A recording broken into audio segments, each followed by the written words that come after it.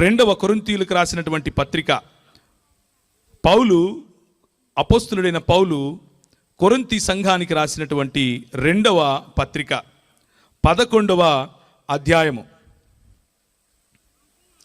సర్పము 3 నుంచి చదువుతున్నాను.